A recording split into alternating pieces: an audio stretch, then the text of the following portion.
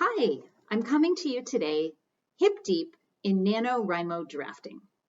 In fact, I have to be quick because I have another 1,500 words to write today. NaNoWriMo, in case you're not familiar with it, stands for National Novel Writing Month. And it's a nonprofit organization that's probably best known for challenging writers to commit to writing 50,000 words during the month of November. But it's not just about novels. It's not just in November, and it doesn't have to be 50,000 words. So you might want to check it out. It's a really great community that can help keep you accountable for your writing projects throughout the year. This is my second NaNoWriMo go-round, and it's my first time participating while writing a novel.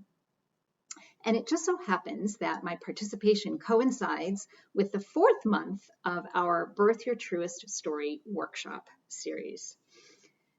This is the first month that Jennifer and I are asking our participants to write something to bring to read and share during the next session.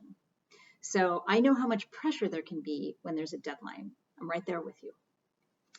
It's important to know that I didn't just open up my laptop and start writing my novel on November 1st.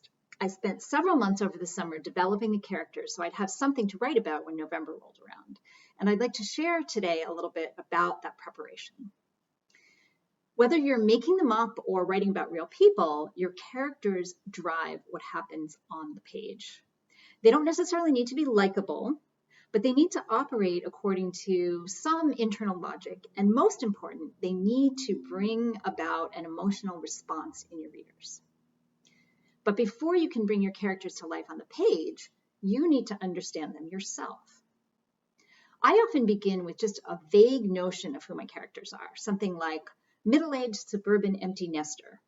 I'll bet you can guess where that came from. Then come more details, a name, a city, a family structure. Those details are not what's really important.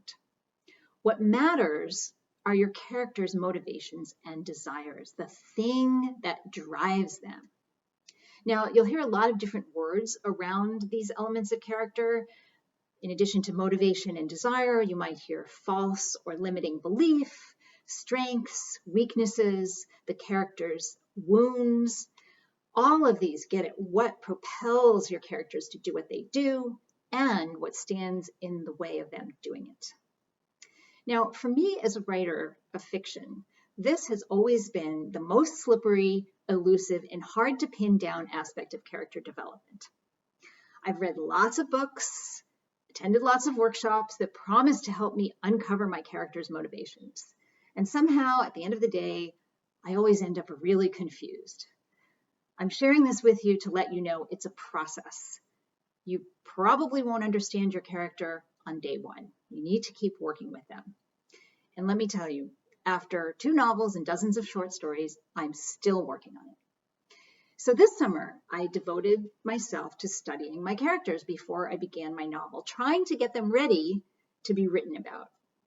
Some of the techniques I learned were really helpful and some weren't, just as you'd expect. As writers, we're all different and there's no one-size-fits-all approach to developing characters. So I'd encourage you to try out a few and see which work for you.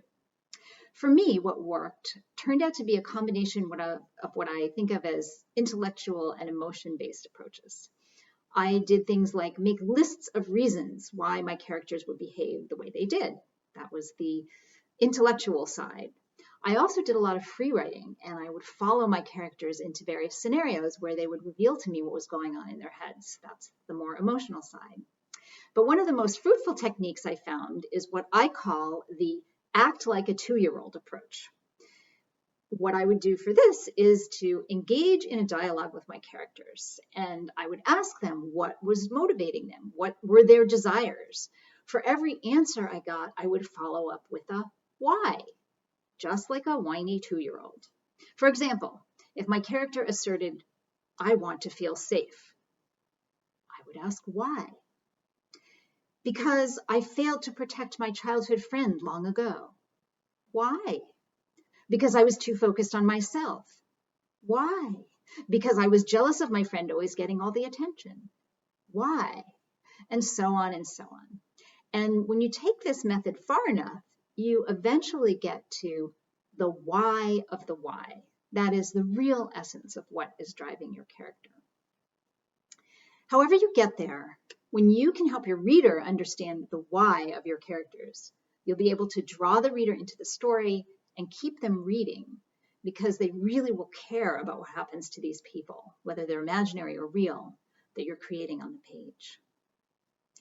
Thanks so much, and please check out more about our workshop series and my and Jennifer's offerings in the description below. And I'll see you next month with another 5 minutes on an aspect of writing craft.